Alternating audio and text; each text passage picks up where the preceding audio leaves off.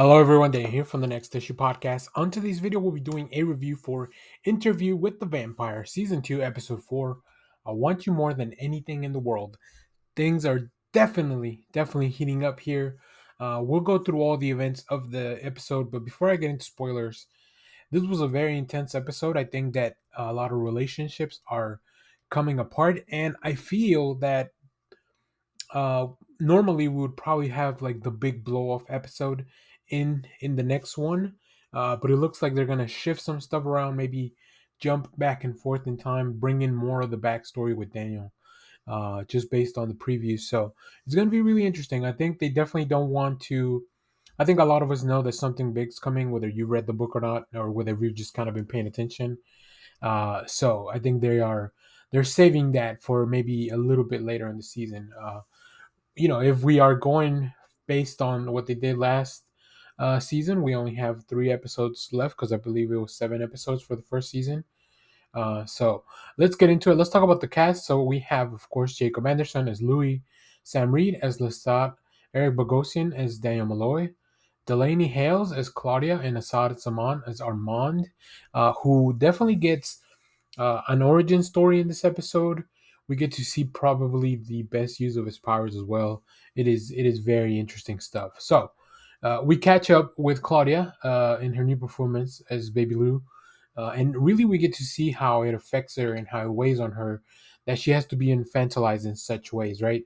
She's throughout all these years, she's been maturing as an adult in her mind, but obviously as a vampire, she does not age. So that begins, it really, it begets problems, right? And I think we'll see that more in this episode. And probably one of the reasons that the Vampire Coven has that rule that they shouldn't make anybody of below a certain age into a vampire. So we also see Armand and Louis kind of struggle to label their relationship, and we keep seeing Lestat kind of peek through in Louis' mind.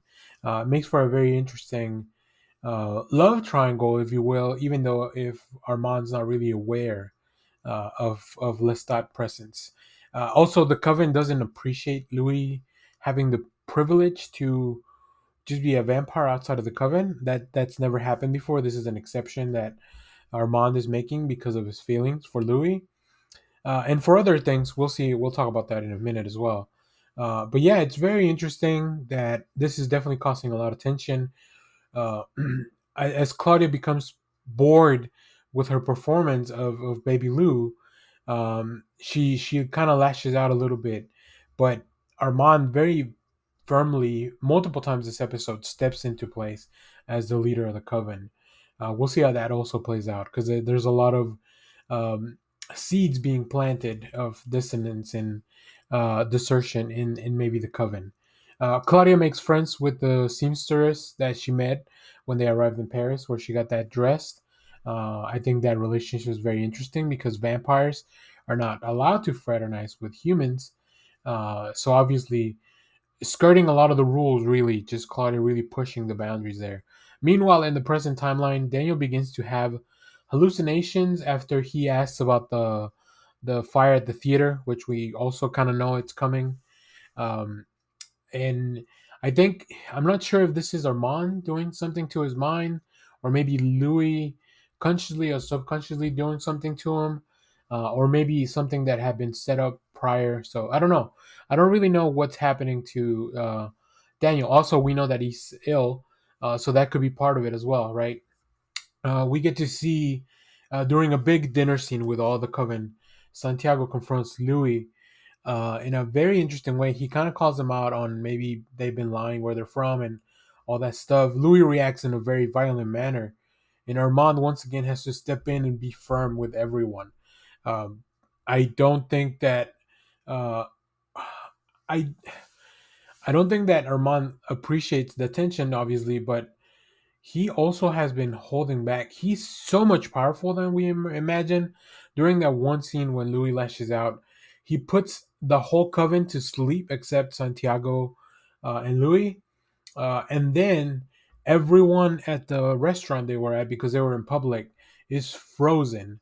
So he can also kind of like, he has that much of mind powers over both humans and vampires. It's really crazy. It was a very well done scene because the actor who plays Santiago is so good, so good.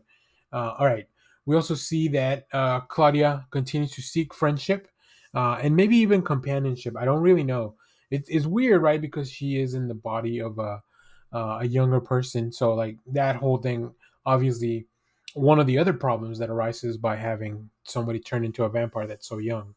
Armand takes Louis to a museum, and we finally get to learn about his origin story, his maker, how he was banished from the Rome Coven and then forced to take up leadership in the Coven in Paris. Which also this tells you like what are his true motivations? Where's he really sitting at with all this? I don't know. I just don't know what to make of Armand. He's he feels like sometimes he's played, and I think I thought Saman is doing such a good job with Armand because sometimes he feels like he's a big manipulator, but also he feels like Louis kind of stepping over him like a doormat. So I don't know. I don't know where that stands. I don't know what the relationship. I don't know what they get out of the relationship either, other than maybe companionship for all those that they've lost. Louis then is confronted by Claudia about Armand knowing the truth about them killing Lestat. Once again, reminding Louis that he picked somebody else over her. He did it again. Man, Louis, I like him, but boy, oh boy, he makes really bad decisions. He just, I don't know. Oh, I wrote a note. There's a small scene about Louis just failing as a photographer, which is really, I think it's really funny because it completely changes the tone of um, it changes completely the tone of the episode. Like everything else that's so high stakes, and then here we have Louis like worrying that he's not talented in a hobby that he enjoys. Obviously, a lot of it stems from him not being able to take pictures out in the middle of the day. So maybe another thing that causes him to question his vampirehood. I don't even know if the vampirehood's a word. Let me know in the chat, in the comments. All right. We also see that Louis finally forces the Lestat image from his mind. It's a beautiful scene. I just think Sam Reed is so good as this version of Lestat in his mind, and I really need the real Lestat to kind of come back because I've been pulling for this Lestat that is in his brain. He's kind of cheeky, he's kind of playful, but overall, like he is, it's like a Louis' perfect image of Lestat that he has in his mind, which is not the real person, right? A lot of the time, we as people just romanticize somebody that we used to have feelings for. So very, very, very interesting. We also see the Coven plotting against Armand and Louis. They go into Louis's home. They dig up some stuff. That spells mutiny to me. Louis even mentions to Armand like let Santiago take over. Let him be the leader, and then he'll kind of prove himself to be ineffective, and the Coven will realize that Armand should have been in charge all along. Lastly, we see that Daniel starts digging into his archives from the first interview and some of the stuff that he was given by the secret organization that reached out to him, and tries to remember all this stuff. Keeps kind of coming up in flashbacks. He's met Armand, but why doesn't he remember him, right? So what did they do to his brain? That's what I want to know. So it looks like we're gonna get a lot of those answers in the next episode. I think the next episode is gonna be a time change to the first interview, and then we'll probably leave the big blow off for the next two episodes.